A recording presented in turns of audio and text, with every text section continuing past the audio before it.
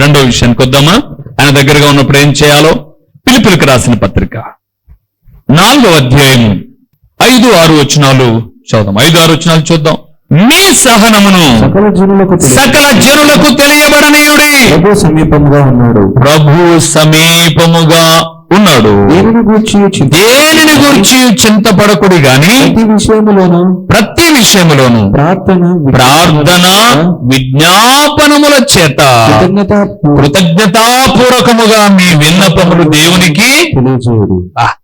దేవుడు సమీపంగా ఉన్నాడు. దేవుని బిడ్డలారా, చింతపడమాకండి. ఆయన దగ్గరగా ఉన్నాడు. ఎందుకు చింత? ఇంకో మాట చెప్పంటారా? పిల్లలు వినండి. మీ నాన్న వెనకమ్మటి మీరు వెళ్ళినప్పుడు 10 రూపాయల పెన్ను కొన్నా, 100 రూపాయల పెన్ను కొన్నా బిల్లు ఎవరు కడతారు? మీరు ఆయన కడతారు. కానీ మీరు కొనుక్కోవడానికి పోయారనుకోండి, 100 రూపాయలు మీ దగ్గర ఉంది, మీరు పోయారనుకోండి, ఇప్పుడు కొనేటప్పుడు ఆలోచిస్తారు. 100 ఇచ్చాడు, 10 రూపాయల పెన్ను కొనుక్కుంటే ఇంకో 10 రూపాయలకు స్కేల్ కొనొచ్చు, ఇంకో 10 రూపాయలకు పెన్సిల్ ఎరేజర్స్ కొనొచ్చు, ఒక 20 రూపాయలు మనం ప్యాకెట్ పెట్టుకోవచ్చు, ప్యాకెట్ మనీ పెట్టుకోవచ్చు. నువ్వు ఆలోచిస్తావు. కానీ మీ నాన్న ఉన్నాడు అనుకోండి ప్రక్కన, మీరు ఏది కొన్నా ఆయన కడతాడు బిల్లు. నీకేం చింత లేదు. అవునా? నీకేం చింత లేదు. నువ్వు కారు ఎక్కావనుకో, పెట్రోల్ ఎవరు పంపిస్తాడు? మీ నాన్న పంపిస్తాడు. నువ్వు 2 లీటర్లు అడిగితే 5 లీటర్లైనా ఆయన పంపిస్తాడు. కానీ నువ్వే వెళ్ళాల్సి వచ్చిందనుకో, 200 ఇచ్చాడు రా బండ్లో, 100 పెట్రోల్ పెట్టుకుందాం, 100 ఖర్చుకుంటుంది, అయిపోయిందని మళ్ళా నిరూపించుకుందాం అనుకుంటావు. నువ్వు తండ్రి దగ్గరగా ఉంటే నీ ధైర్యం వేరు, నీకు చింతలు లేవు. ఇప్పుడు ఇంతగా అన్నాను కదా, మీరు ఏమి ఇవ్వద్దు అని. నా ధైర్యం నా తండ్రి ఉన్నాడు నా పక్కన.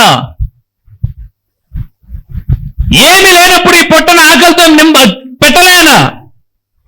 ఒకవేళ ఈ రోజు తిన్నట్టుగా మీరు బిర్యానీలు తినకపోయా, ఒకవేళ బిర్యానీ మీరు చేసుకొని తిన్నట్టు నేను తినకపోయినా, కనీసం పుల్లగూరన్న రాముకొని తిన్నాం ఏదో ఒకటి. కడుపు ఆకలితో లేదు. ఆయన దగ్గరుంటే చింతెందుకు? మార్తాతో అన్నాడు, మార్తా మార్తా, నువ్వు అనేక పనుల గురించి చింతపడుతున్నావు, మరియా ఉత్తమమైనది ఎంచుకుందమ్మా. చితి మనిషిని ఒక్కసారి కాలిస్తే, చితి అనగా నిప్పు, ఒక్కసారి కాలిస్తే చింత మనిషిని ప్రతిరోజు కాలుస్తుంది. చింతపడమాకండి. యేసు ప్రభుల వారు చేసిన మొట్టమొదటి ప్రసంగంలో అదేం రాయబడింది? మీ చింత యావత్తు, ఫిల్ ఇన్ ద బ్లాంక్స్, మీ చింత యావత్తు నా మీద వేయండి. మీకెందుకు చింత? మీకు చింత అవసరంలా. ఎందుకంటే ఆయన దగ్గరున్నాడు. అన్నా మా పిల్లలు అప్పులు చేశారు, ఎందుకు చేశారు చెప్పమంటారా? దేవునికి దగ్గర వాళ్ళు లేరు కాబట్టి, దేవుడు వాళ్ళ దగ్గర ఉండి చెప్తున్న మాటలు వాళ్ళు వినలేదు కాబట్టి అప్పులు పాలయ్యారు. జూదం ఆడారు, ఆన్లైన్ గేమ్ ఆడారు, విచ్చలవిడిగా ఖర్చు పెట్టారు. తప్పుదల ప్రతి దానికి వెనక దేవుడు సమీపంగా ఉండాలని ఆయన ఇష్టపడితే వీళ్ళు దేవుని దగ్గర లేరు. చదువుకున్నారన్నా మా పిల్లలకు ఉద్యోగాలు ఏమి రావు. అధికారితో మాట్లాడగలిగిన దేవుని దగ్గర లేరు పిల్లలు. కానీ ఆయన దగ్గర ఉంటే చింతపడాల్సిన అవసరత లేదు. లోకంలో ఒక నానుడింది కదండి, మూతి పెట్టినవాడు మేత పెట్టకోకుండా విడిచిపెట్టాడు, ఏదో ఒకటి నింపుతాడు. దేవునికి దూరంగా ఉన్నారనుకోండి, ఆ బతుకులు ఎప్పుడు బాగుపడవు. అంతే. అప్పుడప్పుడు సగినం చూసేదో ఇంకోటో చూసి వాడిని చేయి చూపించేసుకొని తెగ మురిచిపోతారు. అబ్బబ్బబ్బబ్బబ్బబ్బబ్బబ్బా, ఈ గీత అట్ట కాకుండా ఇట్ట పోయిందంటే కొయ్యిరా చేయని, కొయ్యి చేయని, గీత అట్ట పోకుండా ఇట్లే కరెక్ట్ గా పోతుంది, చేయని కొయ్యి. కోస్తే వచ్చేది కాదు. ఈ గీతలు ఉండేది ఇవి ఉన్నాయి చూడండి, ఇవి అదృష్ట రేఖలు కాదు, ఇవి తిక్కనాయలు చెప్తుంటే వింటున్నారు, ఏమన్నా తెలియదు. ఈ గీతలు ఎందుకున్నాయో తెలుసా అండి? మన చెయ్యి ఫోల్డ్ కావడానికి, మనం అన్నం తీసుకొని తినడానికి ఎక్కడెక్కడ గీతలు ఉన్నాయో అక్కడ వంగుతాయి చేతులు చూసుకోండి ఇంటికి పోయినాక. ఈ గీతలే లేకపోతే చేతులు వంగనే వంగ. అందుకు దేవుడు పెడితే నీకు 2 పిల్లలు ఉన్నాయంటే విడుంబో ఏమని ఎదుగుతా అంటాడు, ఇంకా చెప్పుతో కొట్టించుకోనీకి. నీకు ఈ గీత పోయింది కాబట్టి ఇంకో చాట వెతుకుతా అంటాడు, ఈ కుటుంబం నాశనం అయిపోయా. ఈ గీతలు ఇచ్చింది చెయ్యి వంగడానికి. ఏదైనా పట్టుకున్నప్పుడు ఎక్కడెక్కడ గీతలు ఉన్నాయి అక్కడ ఫోల్డ్ అవుతుంది. చేయి చూసుకోండి కావాలంటే. నా చేతిలో ఆ గీత సరిగా లేక వచ్చింది తిప్పలు.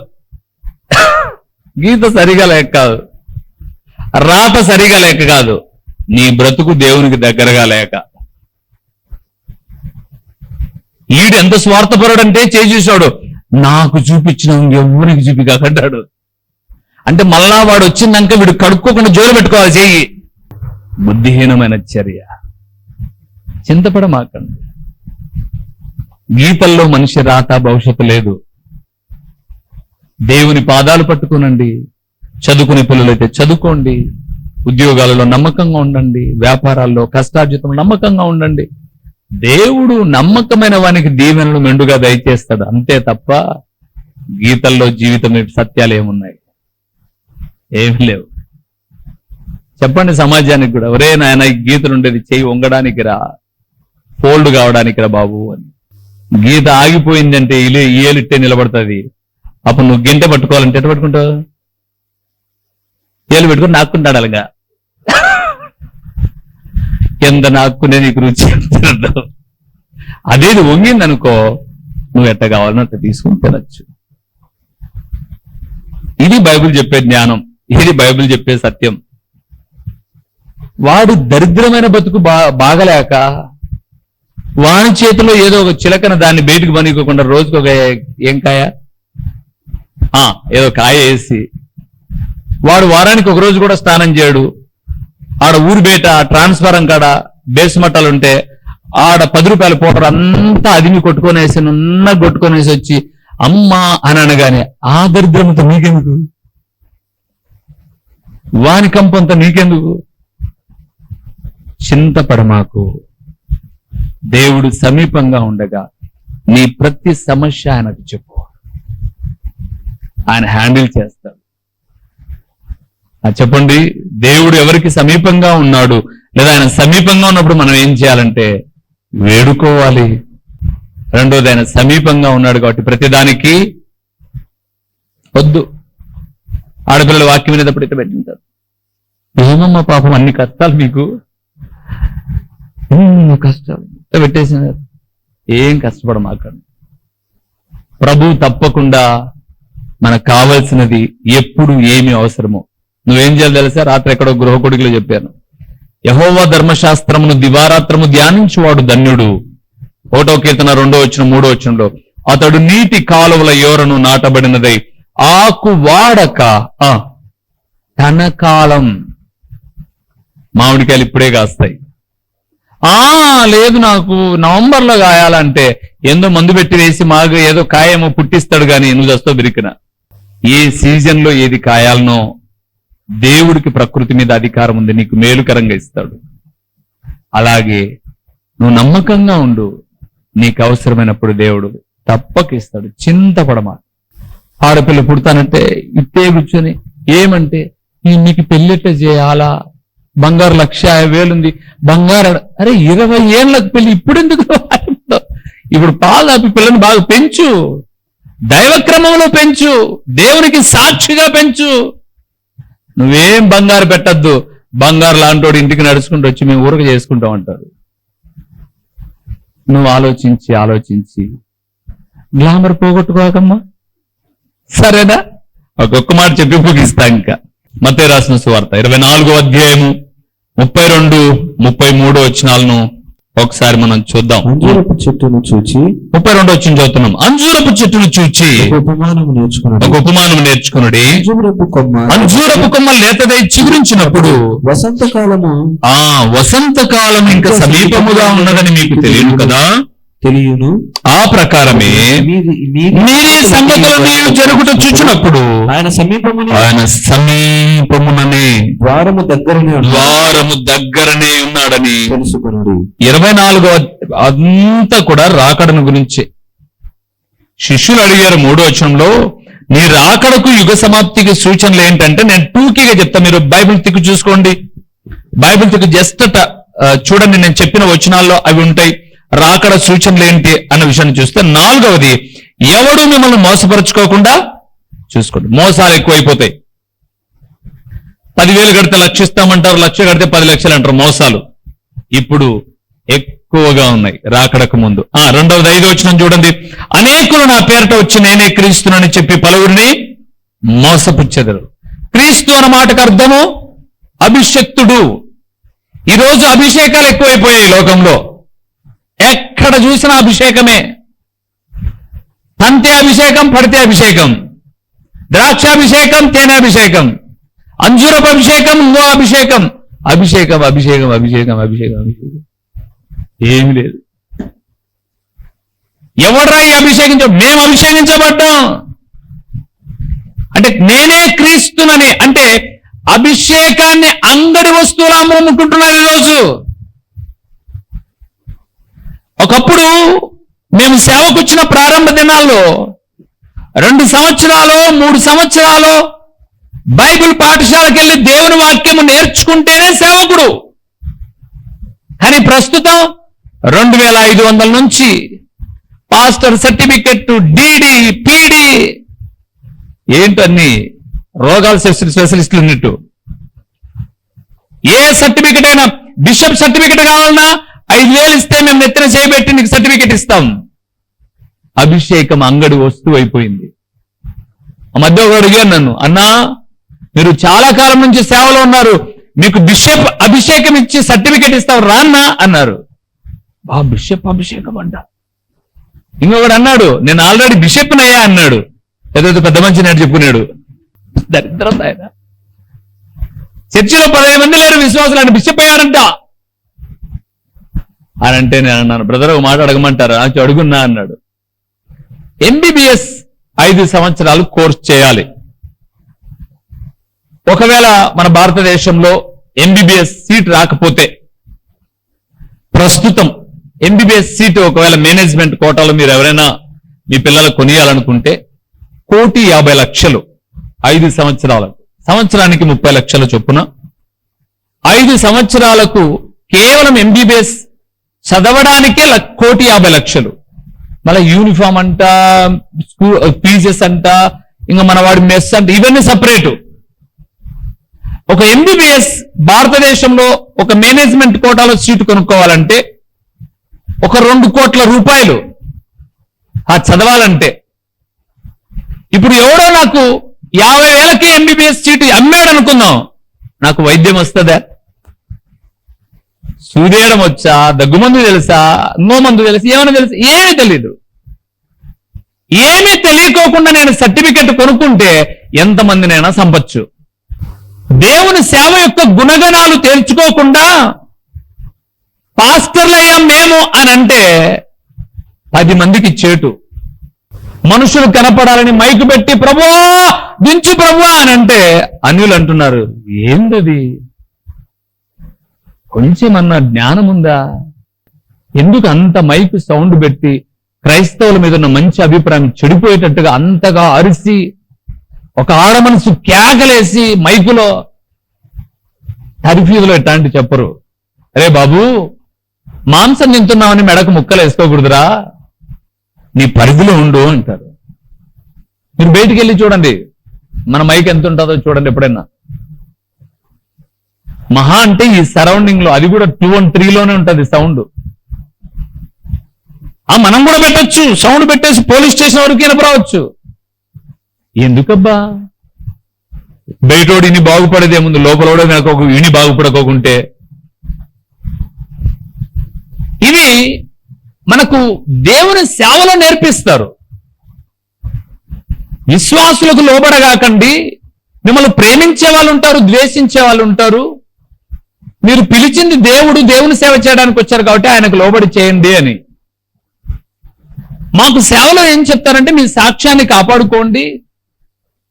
ఈయన మా అన్న మాదిరి ఆదరిస్తున్నాడు, తండ్రి మాదిరి ఆదరిస్తున్నాడు అని మిమ్మల్ని నమ్మి ఆడబిడ్డలు మిమ్మల్ని ఎంతగానో గౌరవిస్తారు.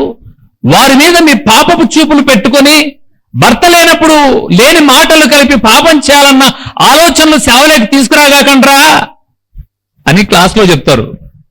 కొనే సర్టిఫికెట్లు ఇవన్నీ ఏమీ చెప్పరు. అందుకే మనం లోకంలో మందిరాలు నడుపుతున్న పాపాలు జరుగుతున్న సంఘటనలు చూస్తున్నాం. దేవుని మందిరంలోకి వచ్చిన తర్వాత విశ్వాసులేమైనా మందిరంలో లేకుండా చెదిరిపోతారేమో అని ఇక్కడ అబ్బాయి అక్కడ అమ్మాయి కూర్చొని సేమ్ పిక్ వేసుకున్నాం, కలర్ డ్రెస్సు, రేపు వారం సేమ్ పిక్ రావాలని మెసేజ్లు పెట్టుకుంటే పాస్టర్ గారు ఈ కానుకలు మనకెక్కడ రావు అని చూసి చున్నట్టుగా యాపిక్కన్నా వేసుకొనిలే, వాడు వచ్చాడు గుంపు ఉంది అనుకోమని సేవకులకు చెప్పరు. నీ బిడ్డ అయితే ఎట్లుంటావురా నువ్వు, గద్దించు వెంటనే ఆ తప్పు రిపీట్ కాకుండా. వాడు మందిరానికి రాకపోతే పోయాడు, కానీ మందిరానికి గబ్బులు ఎత్తారా అని చెప్తారు మాకు. కొనే సర్టిఫికెట్లు ఇట్లాంటివేమీ చెప్పరు. అందుకే నేనే క్రీస్తును అంటే అభిషేకాన్ని అమ్ముకునేవాళ్ళు. నన్ను అడిగితే బ్రదర్ 5,000కి సర్టిఫికెట్ అయితే వస్తుంది, కానీ సమయోచితమైనటువంటి జ్ఞానాన్ని వాళ్ళు నేర్పించలేరు. అమ్ముకునే సర్టిఫికెట్లు నాకెందుకు, నేను ఒక సేవకుని, నా బిడ్డలతో పాటు వాళ్ళు చేసే పనులు నేను చేస్తా. అయినా మా పిల్లలు నేను కొన్ని చేసేటప్పుడు అన్న మీరు కూర్చోండి అన్నా అని చేయరు, నన్ను చేయనీరు, సేవకురాలను చేయనీరు. కాబట్టి మేము సేవకులం అంతే. మీరు లోకంలో కొన్ని చోట్లకి వెళ్తే సేవకురాలు వెనకలు కూర్చొని ఫోన్ చూసుకుంటా ఉంటారు, కుర్చీలలో కూర్చొని. ఇక్కడ మేమెక్కడ కూర్చుంటాం ఆలోచించండి. మేమెక్కడ కూర్చుంటాం, సేవకురాలు ఎక్కడ కూర్చుంటది? నా సీట్ ఎలాగుంటది, వాళ్ళ సీట్లు ఎట్టున్నాయి, నా సీట్లు ఎట్టే ఉన్నాయి. సమానత్వాన్ని చాటుకోవడం ఇక్కడ. నేనేదో ఇక్కడ ఒక సోఫా వేసుకొని ఫోన్ వస్తుంటే ఇప్పుడే ఫస్ట్ పాయింట్ చెప్పిన రెండో పాయింట్ చెప్తాండు అని చెప్పుకుంటా అని నేను చెప్పుకుంటా ఉంటే మీరు నిక్కర్లు వేసుకొని వచ్చి కూర్చుంటారు ప్రార్థనలో. అభిషేకం అనేది అంగట్లో దొరికే వస్తువు కాదు, కానీ రాకడకు ముందు అంటే ఆయన సమీపంగా ఉన్నప్పుడు జరిగే విషయాలు ఇవన్నీ. 5వ వచనం చూశారు కదా. ఇప్పుడు 8వ వచనం చూడండి. 24వ అధ్యాయంలోనే ఉన్నాం మనం. 8వ వచనం, మీరు యుద్ధములను గురించి యుద్ధ సమాచారముల గురించి వినబోదురు, మీరు కలవరపడుకోకుండా చూచుకో. 3వది, ఆయన సమీపంగా ఉన్నప్పుడు జరిగే కార్యాలు చెప్తున్నాం అన్నమాట. 24వ అధ్యాయంలో యుద్ధములు యుద్ధ సమాచారాలు. అబ్బా, ప్రస్తుతం ఎన్ని జరుగుతున్నాయి. యుక్రెయిన్ రష్యా జరిగేటప్పుడు పెద్ద సమస్య ఏం లేదు కదండి. యుక్రెయిన్ రష్యా జరిగేటప్పుడు, యుద్ధం జరిగేటప్పుడు సమస్య ఏం లేదు. కానీ ఇరాన్ ఇజ్రాయెల్, ఇరాన్ అమెరికా యుద్ధం స్టార్ట్ అవ్వగానే మళ్ళా కిరోసిన్ పొయ్యిలు బయటకు వచ్చినాయి, కట్టెల పొయ్యిలు బయటకు వచ్చినాయి, మనుషుల్లో దడ ప్రారంభమైంది. రకరకాలైన ఆలోచనలు. ఎందుకు అనంటే ఆ ఇరాన్ వాళ్ళు ఇంటి పక్కలోనే ఉందని అర్మూజ్ నదిని మూసేసినారంట. వాళ్ళు మూస్తే గ్యాస్ రాదు. మీకు రాదు గ్యాసు, మీకు మామూలు టౌన్లో దొరికే గ్యాస్ చెప్తున్నా నేను, వస్తుంది కదా. అయినా మనసులో భయం, ఈ యుద్ధం ఎక్కడ దాకా వెళ్ళిపోతుందని. 100 రూపాయల నూనె ప్యాకెట్ జమ్ మన పైకి వెళ్ళిపోయింది. అన్ని లాస్ట్ కు దారపు చెండు కొందామని పోతే యుద్ధం అన్నా అంటాడు. ఈ దారపు చెండుకి ఏమి యుద్ధం? ₹1.5 దారపు చెండుకి ఏమి యుద్ధం? పెంచేశాడు అంతే. ఆయన సమీపంగా ఉన్నప్పుడు రాకడ ముందు యుద్ధ సమాచారం. 8వ వచనం, అక్కడక్కడ కరువులు భూకంపాలు కలుగును, ఇవన్నీ వేదనలకు. 7వ వచనం మర్చిపోయాం, జనము మీదికి జనము, రాజ్యము మీదికి రాజ్యం. యుద్ధాల గురించి వింటున్నాం. జనము మీదికి జనం. ఏ జనం? మనం ఏమనుకున్నాం? ఇజ్రాయెల్ మీదికి ఇరాన్, ఇరాన్ మీదికి ఇది అది అని అనుకున్నాం. అవసరంలే. మన ఇళ్లలోనే జనాలు ఒకరి మీదకి ఒకరు లేచేశారు. తర్వాత 8వ వచనాన్ని చూస్తున్నప్పుడు ఏమన్నాడు? అక్కడక్కడ కరువులు భూకంపాలు. కరువు లేని నగరం ఏదో చెప్పండి. ఎప్పుడు కరువులు ఏదో ఒక మూలన. బాగా పంట పండింది, వరి పంట పొట్టతో ఉంది అనగానే వర్షం వచ్చి అంతటిని వంగి పడేస్తుంది.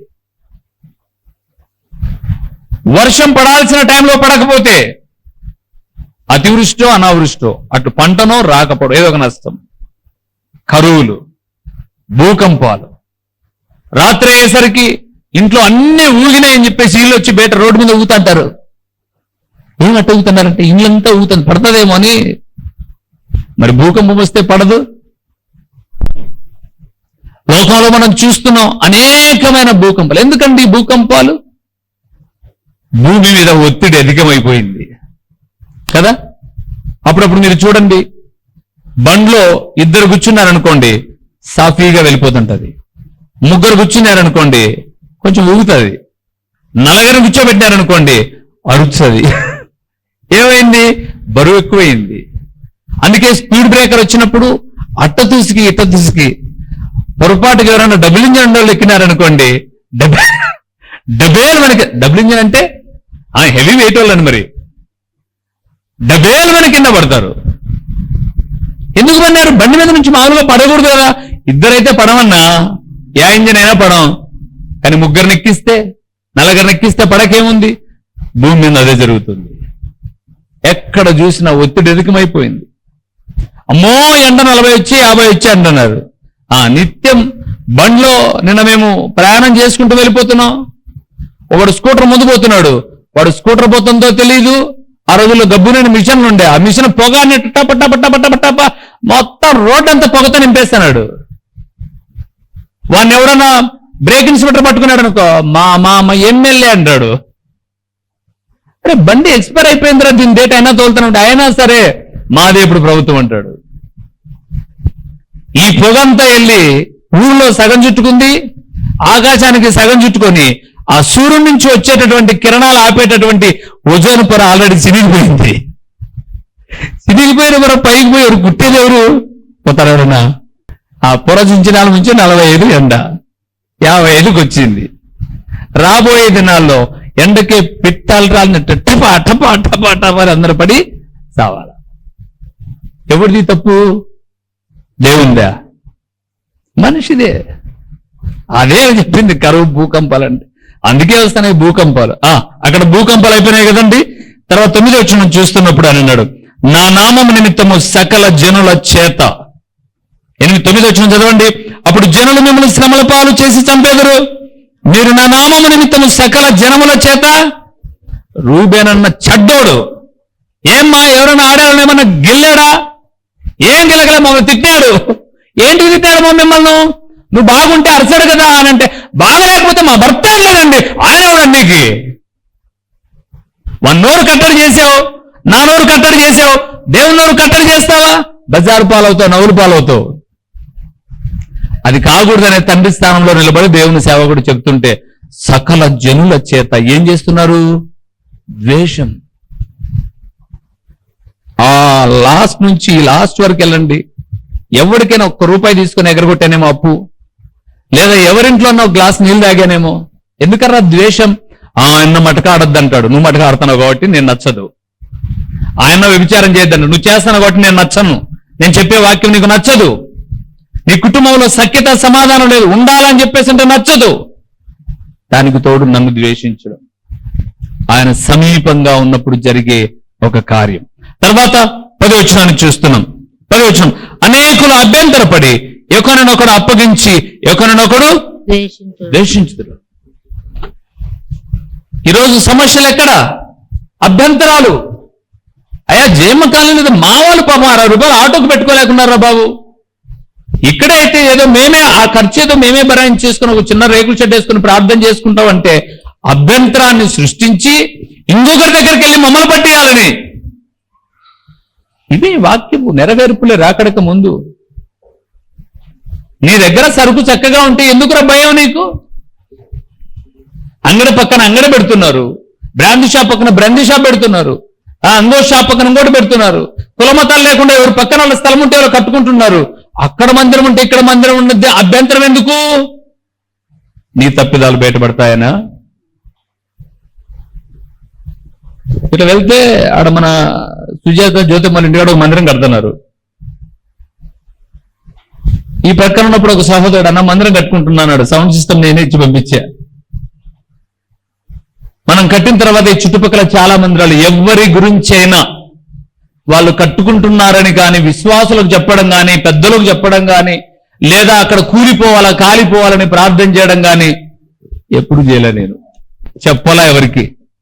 ఆ ఉన్నిలేండి అక్కడ 10 మంది వెళ్ళి రక్షించబడితే మేలే కదా. కనీసం వాళ్ళ ఇంటోళ్ళకి కూడా ప్రార్థన లేదు. ఆ 10 మంది అన్న వాళ్ళ ఇంట్లో కూర్చొని ఆ మందిరంలో కూర్చొని ప్రార్థన చేసుకుంటే మనకు దీవెన. ఇది నా ఆశ. కానీ చాలా మంది అభ్యంతరం, మా ఆయన వస్తే మేము వెళ్ళిపోతాం. ఎక్కడికి వెళ్ళిపోతాను? అందుకని చెప్పేసి నాయకుల కాళ్ళ ఎల్లాలు బతిమలాడేసి, అరే మనుషుల దగ్గరికి వెళ్ళిపోయేసి నీ దేవుని నామానికి దూషణ కాదు. ఆ వీధిలో ఒక ఆయమనింది, అన్న ఎవరైనా అన్ని అభ్యంతరాలు పెట్టాలన్న క్రైస్తవులు ఏంటన్నా ఇది? పాస్టర్లు ఏందన్నా ఇట్లా మీరు కట్టుకుంటే వాళ్ళేందన్నా ఇట్లా చెప్పడం అభ్యంతరాలు. తర్వాత 11వ వచనం, అనేకులైన అబద్ధ ప్రవక్తలు వచ్చి పలువురిని. ఇప్పుడు ఏం జరుగుతున్నాయి? కొనుక్కో, తాగానే పెచ్చే మీద వేసుకో, ఏడ బాగలేకపోతే అక్కడ రుద్దుకో, అంజురపు ఆకలు. ఆయన పెట్టి మొన్న బస్ స్టాండ్ దగ్గర ఒక వాల్ పోస్టర్ కనిపించాడు. ఇక్కడైనా కాదు, దాదాపు ఇక్కడ నుంచి 600 కిలోమీటర్ల దూరంలో ఉన్నాయని పెట్టాడు పేపరు. అలాంటి ఆయన కడపకు వస్తున్నాడు. అంజూరపు ఆకులు లేకపోతే అంజూరపు కాయలు అమ్ముతాడంట. నెలలో ఒకసారి వస్తాడంట. పొట్టేలు భోజనం పెట్టనబడును అన్నాడు. నేనన్నాను, పొట్టేలు భోజనం మామూలుగా పొట్టేలు గడ్డి కదా తినేది అంటే ఇప్పుడు గడ్డి పెడతాడంటే కాదంట, పొట్టేలు కోసి పెడతాడంట. యాటికి మా పోతున్నాం అని చెప్పేసి అంటే నెలకొక్కసారి అడు ఏం జరుగుతుంది అది ఏమి జనం వస్తుంది. ఆ జనం వస్తే ఆ భోజనం పెడితే అంతే, ఏం లే, ఇంటికి వస్తా. నువ్వేమన్నా మారావా? ఏం మారదు. ఆకు బయటికి తీదు, జీవితం మారదు. ఈమె వెళ్ళేసి అటుకెళ్ళేసి అటెండెన్స్ చేయించుకొని వస్తుంది. ప్రార్థన చేద్దాం. మహోన్నతుడమైన దేవా, మహాగణుడమైన పరలోకపు తండ్రి, మీ ఘననామమునకు స్తోత్రములు చెల్లిస్తూ ఉన్నాము నాయనా. యెహోవా మీకు దొరుకు కాలముందు ఆయన సమీపముగా ఉండగా ఆయనను వేడుకొనుడి అనే లేఖనాన్ని మేము ఆధారం చేసుకుని మిమ్మల్ని వేడుకుంటున్నాము తండ్రి. మేము వేడుకుంటూ ఉన్నాం. మా చింతలు తొలగించబడ్డాయి. మీ రాకడకు అనేకమైన సూచనలు భూమి మీద జరుగుతున్నాయి. మీ రాకడ ఆలస్యం కావచ్చు, మా పోకడ ముందు జరగవచ్చు, లేదా మా పోకడకు ముందుగా మీ రాకడ రావచ్చు. సరి చేసుకునే బ్రతుకును మాకు ఇవ్వండి. నీ కొరకే బ్రతికే జీవితాన్ని మాకు ఇచ్చి మీ సాక్షిగా బ్రతకడానికి కృపనివ్వండి.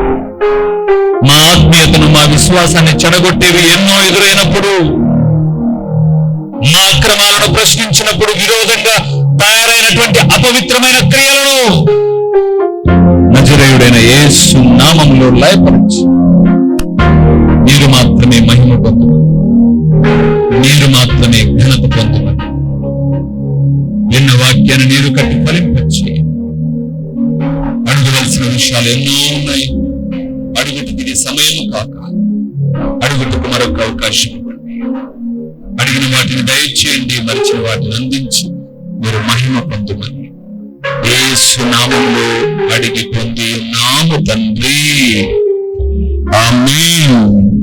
మా చిరునామా దైవజనుడు బ్రదర్ ఓ రూబేన్ గారు, క్రీస్తు ప్రార్థనా మందిరం, డోర్ నెంబర్ 1-10-386, నగరిగుట్ట, పులివెందుల, కడప జిల్లా. మీ ప్రార్థన అవసరాల కొరకై సెల్ నంబర్ 9989067409.